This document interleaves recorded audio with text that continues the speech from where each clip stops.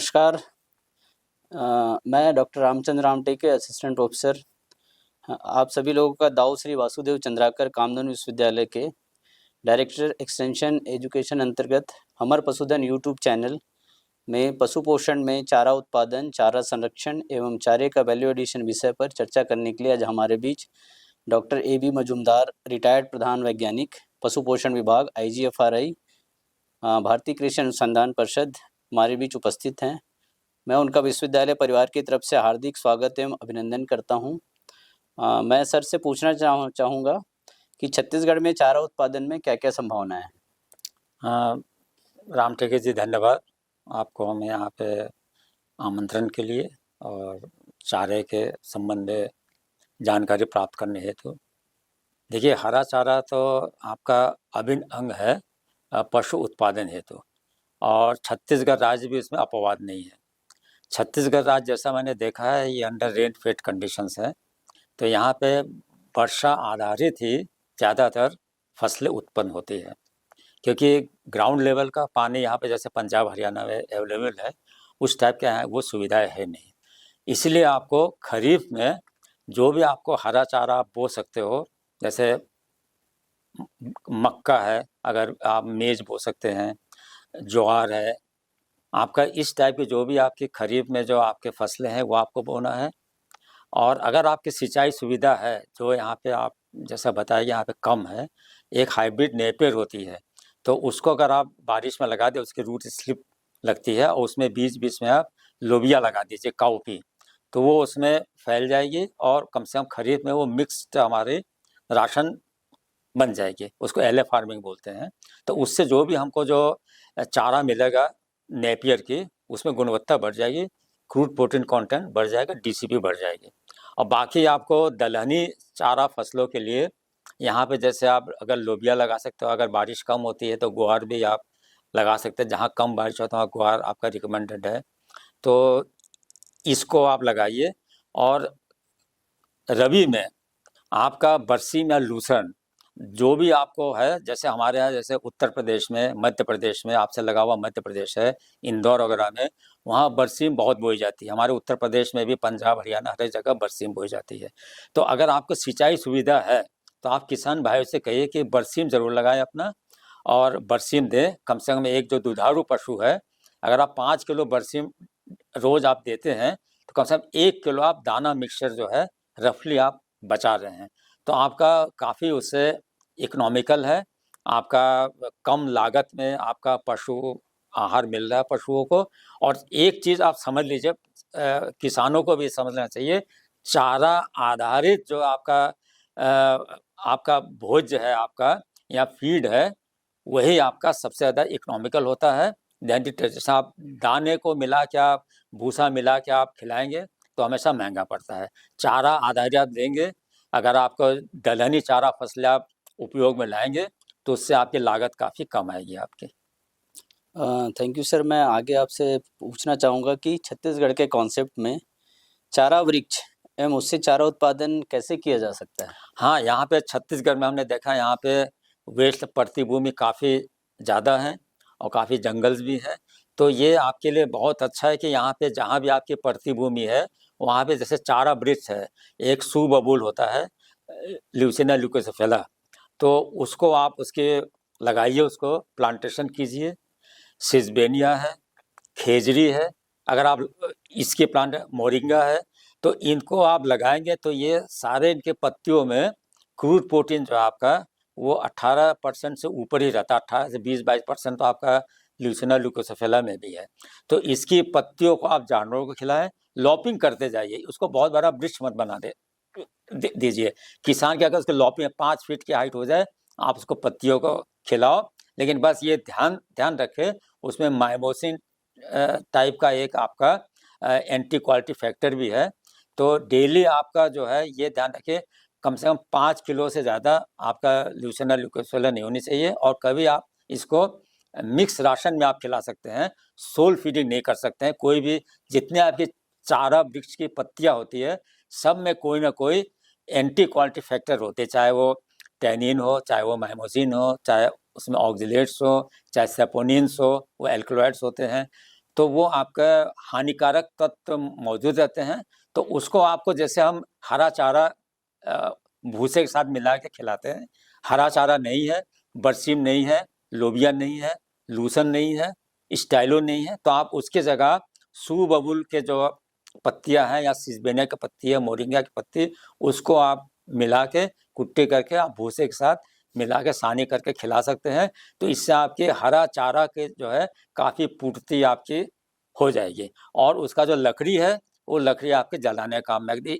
इसलिए उसको फीड कम फ्यूल हम उसको बोलते हैं, वृक्ष बोलते हैं, द्वि पक्षी है वो मल्टीपर्पज यूज ट्री बोलते हैं उसको। सुबबुल को पत्तियां आप जानवरों को खिलाने के काम पे लाइए और उसकी लकड़ी जो है वो जलाने काम पे लाइए। धन्यवाद सर।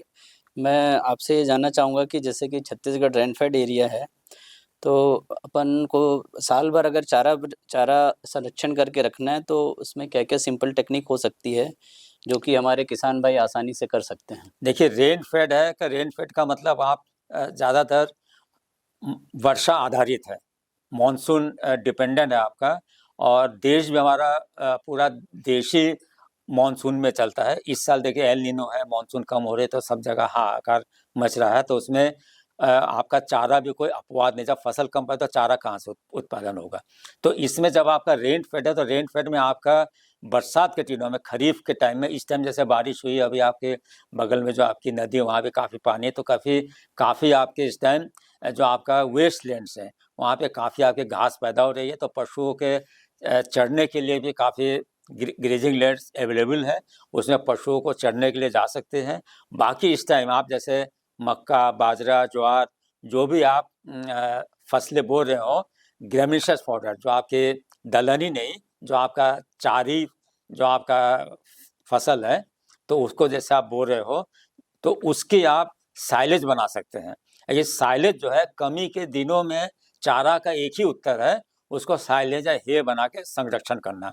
तो उसमें आप किसानों से कहिए अपने जानवर के आवश्यकता अनुसार कम से कम आपको मिनिमम गड्ढा जो है पिट जो किसान भाई खुद बना सकते हैं। हमारे यहाँ ग्रासलैंड संस्थान झांसी में हमने ऐसे छोटे छोटे गड्ढे भी बनाए थे 5 क्यूबिक फीट के या 1.5 क्यूबिक मीटर साइज के। उसमें करीब हमारा 10-12 क्विंटल हमारा साइलेज बन जाता है। तो इस टाइप का बना। अगर आपका ज़्यादा पशु है, बड़े साइज का पिट बना लीजिए, गड्ढा बना लीजिए, उसका साइलेज बनाइए। साइलेज बनाने के लिए सबसे बढ़िया आपका मक्का है, फिर ज्वार है, किसमें शर्करा की मात्रा, वाटर सॉल्युबल कार्बोहाइड्रेट की मात्रा ज़्यादा होती है, उससे हमारा लैक्टिक एसिड टाइप का फर्मेंटेशन होता है। तो उससे आप साइलेज बनाइए। और अगर आपके पास ज़्यादा चारा हो रहा है, जैसे आपका दलहनी फसल है, तो आप उसका हे भी बना सकते हो। लेकिन हे बरसात में बनना मुश्किल है, क्योंकि बारिश में आपको 20 दिन उसको कम से कम 82% ड्राई मैटर के लिए आपको कम से कम 20 दिन सनरेज की जरूरत पड़ती है। तो आप रबी में तो आप हे बना सकते हैं किसी भी उसका जो आपका बरसीम वगैरह है। लेकिन बरसात के दिनों में सबसे बढ़िया आपको साइलेज बनाइए। साइलेज के लिए सावधानी बरतनी है कि आपको कम से कम समय में आपको गड्ढे को भरना है, कुट्टी करके आपको साइलेज बनाना। कोई भी आपका जो आपका थिक स्टेम क्रॉप है, जैसे बाजरा, ज्वार, मक्का, ये बहुत आइडियल क्रॉप है। इसको कुट्टी करके अच्छी तरह दबाना है, अच्छी तरह दबाना है कि उसमें कोई एयर गैप नहीं जाए, नहीं उसमें फंगस लग जाएगा। इसके बाद आप 1 फुट ऊपर ले आए गड्ढे के, इसके बाद उसको अच्छी तरह दबा के एक दिन छोड़ दीजिए, फिर उसको आप काली पॉलीथीन से आप सील कर दीजिए अच्छी तरह से, जिससे कि उसमें पानी और हवा न घुस पाए। पानी और हवा ये दोनों साइलेज बनाने के असली दुश्मन है। अगर हवा आपकी चली गई, क्योंकि आपका पूरा कार्बन डाइऑक्साइड के उपस्थिति में पूरा किण्वन प्रक्रिया होती है, उसमें जितने आपके एंजाइम्स बनते हैं, किण्वन जो करते हैं, साइलेज बनाते हैं, उसमें सारे जो बैक्टीरियाज हैं वो आपका एनारोबिक कंडीशन बनता है, लैक्टिक एसिड एनारोबिक कंडीशन में बनता है। तो आपको लैक्टिक एसिड ज़्यादा बनाना है, सेकेंडरी फर्मेंटेशन नहीं होने देना है, और आपको ऑक्सीजन से बचाना है कि ऑक्सीजन के साथ कार्बन डाइऑक्साइड कम पड़ जाएगी। और मॉइस्चर नहीं आना, कम से कम 35% ड्राई मैटर होना चाहिए जिसका भी आप साइलेज बना रहे हो। अगर मॉइस्चर चला गया तो लैक्टिक एसिड फर्मेंट अगर क्लोस्ट्रीडियल टाइप के फर्मेंटेशन हो जाएगा, जिससे कि लैक्टिक एसिड ब्यूटारिक एसिड इसमें बदल जाता है। वो आपके साइलेज की गुणवत्ता को खराब कर देगी और पीएच को खराब कर देगी। पीएच 4.5 से 5.2 के बीच में इंडियन कंडीशंस में होना चाहिए। उसके लिए लैक्टिक एसिड का बनना बहुत जरूरी है, और लैक्टिक बनने के लिए शर्करा जो है, जो वाटर घुलनशील शर्करा जो है, वाटर सॉल्युबल कार्बोहाइड्रेट होना जरूरी है। और आप मक्का और ज्वार, ये ज्वार जो है बहुत आइडियल क्रॉप है साइलेज बनाने के लिए। खरीफ में, रबी में एक जई होती है ओट, उसका आप बना सकते हैं। और जो आपका घास है यहाँ पे ग्रासलैंड्स में, प्रतिभूमि में घास का भी आप साइलेज बना सकते हैं। चलिए सर, आपने बहुत अच्छी जानकारी दी साइलेज के बारे में। मैं सर एक जो आज के समय में बहुत ही मशहूर हुआ है संपूर्ण पशु आहार, उसके व्यावसायिक उत्पादन और किसानों को लाभ के लिए अपन क्या-क्या कर सकते हैं? देखिए, संपूर्ण जो आहार इस टाइम चल रहा है, ज़्यादा सब जितनी फीड कंपनीज है वो संपूर्ण आहार में आ गई है। पहले हमारे टाइम में कंप्लीट फीड ब्लॉक हुआ करते थे, उसमें हम लोग straw, molasses, urea, concentrate mixture, ये सब मिलके कंप्लीट फीड ब्लॉक बनाते थे, और पशुओं को उनके आवश्यकता अनुसार उनकी टीडीएन, टीसीपी और मिल्क प्रोडक्शन के अनुसार उनको दिया करते थे।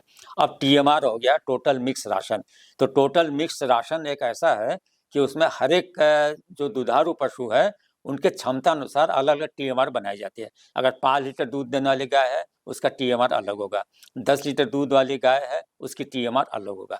तो टीएमआर में आपका सब कुछ रहता है, उसमें आपका बेसल राशन, स्ट्रॉ भी रहेगा, हरा चारा भी रहेगा, हरे चारा का नहीं तो उसके जगह इवन साइलेज भी आपका रहता है, कॉन्सेंट्रेट मिक्सचर रहेगा, यहाँ उसी जगह कोई लीफ मिल रहेगा, यहाँ कोई लेगुमिनस जो दलहनी चारा फसल वो रहेगा, जिससे कि उसको डीसीपी या जो डाइजेस्टिबल क्रूड प्रोटीन है, क्रूड प्रोटीन को रिप्लेस कर सके।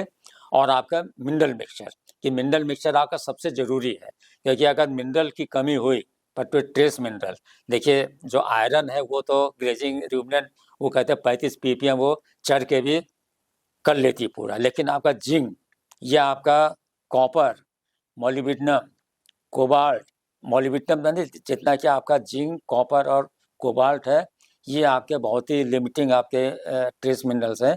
तो इनका आपका आहार में रहना बहुत ज़रूरी है। टीएमआर में सब चीज़ का ध्यान रखा जाता है, कैल्शियम, फास्फोरस भी। एक कैल्शियम दूध बढ़ाने के लिए है, फास्फोरस आपका फर्टिलिटी के लिए है। तो टीएमआर में जो टीएमआर कंपनियां बना रहे हैं उसमें सबका ध्यान रखा जाता है। टोटल मिक्स राशन है, आपने पशु को दे दिया और वो हो गया। लेकिन वो आपके जो ज़्यादा दुधारू पशु हैं और बड़े किसान हैं उन्हीं के काम की है, छोटे किसानों के लिए अभी भी टीएमआर इतना उपयोगी नहीं है अभी। बहुत बहुत धन्यवाद सर, आपने चारा उत्पादन और चारा संरक्षण जैसे साइलेज कैसे बनाएं, टीएमआर कैसे बनाएं, उसके बारे में आपने बहुत ही सुंदर तरीके से और सिंपल तरीके से अपना प्रस्तुतिकरण दिया है, और आपने बहुत अपने बहुमूल्य समय दिया। मैं आपका बहुत बहुत आभारी हूँ। जय जोहार, जय छत्तीसगढ़। जय जवान जय किसान, धन्यवाद।